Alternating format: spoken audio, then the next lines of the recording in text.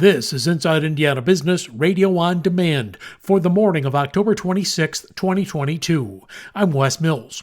A new study shows 3/4 of Indiana employers are leaving jobs unfilled because of the talent shortage.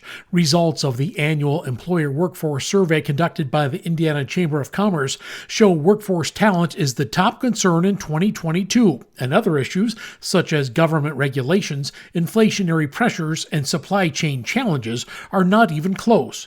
Indiana Chamber Vice President of Education and Workforce Development, Jason Beers, says companies want to expand but can't. On the bright side, we're seeing the percentage of employers in terms of being ready to grow or increase the size of their workforce is basically back to pre-pandemic levels. The flip side of that, though, is the talent shortage is that much more acute. Beers says 30% of the companies hired underqualified candidates, and nearly a quarter have hired temp workers. Indiana's nonprofit Tech Accelerator says venture capital investment in the state's tech sector was lower in the third quarter compared to Q2, but the state is still outpacing national VC activity, according to TechPoint. TechPoint's latest venture capital report shows Hoosier tech companies received more than $160 million in investment last quarter. That's the fourth highest total for any quarter since TechPoint began tracking VC investment. Year to date, Indiana's tech sector has seen more than $378 million in VC investment. The U.S. Department of Justice says Iowa-based Flexsteel Industries has agreed to a consent decree that requires it to pay nearly $10 million for the cleanup of a Superfund site in Elkhart. The Justice Department says Flexsteel is liable for the cleanup because its former manufacturing plant contributed to the contamination.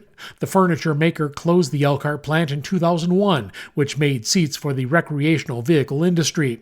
The DOJ says Flexsteel is also required to reimburse the Environmental Protection Agency for a portion of its past cost incurred at the site. From the number one source for Indiana business news, this is Inside Indiana Business, Radio on Demand. Concerned about the economy? You aren't alone. Join us at IBJ's 2023 Economic Forecast event to hear a succinct rundown of numbers-driven predictions for the economy, business, and markets for the year ahead. From the biggest risk to the economy to what will dictate the length and strength of the economic cycle, we'll be digging into questions to help position your business for success in 2023. Register or reserve a corporate table by November 8th at ibj.com/events. For years, environmentalists and public officials have urged AES Indiana to stop burning coal at its largest power plant, the Petersburg Generating Station in southwest Indiana.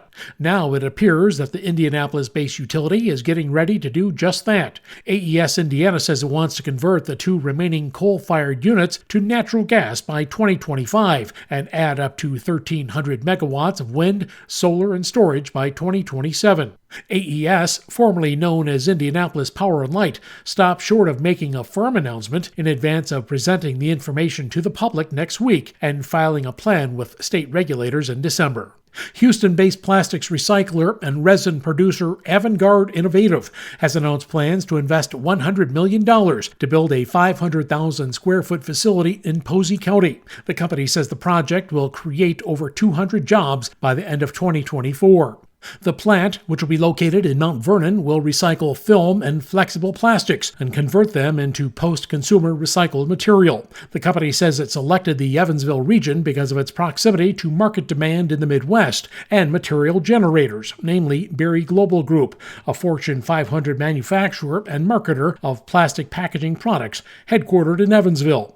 Economic Development official Jenna Rickard. When you look at that and we're bringing in a plastics recycling company that can really help our local companies grow and thrive, and we're really talking about that sustainability factor of how each of them can help one another, it's kind of the start of really great momentum towards working towards a cleaner, greener environment that is good for everyone. And so it's a great partnership. We're very excited about it. Avangard Innovative plans to begin construction in 2023, and the facility is expected to be operational in 2024.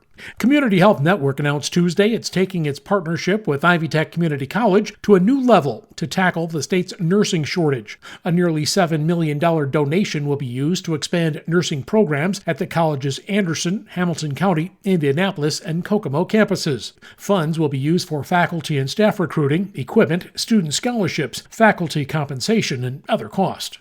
Indianapolis-based Little Red Door Cancer Agency has named Mandy Petrikowski the nonprofit's next director and chief executive officer, succeeding Fred Duncan, who will retire next June. She joined Little Red Door in 2019 from Riley Children's Foundation, where she served as the director of campaign and major gifts. I'm Wes Mills, Inside Indiana Business, Radio on Demand.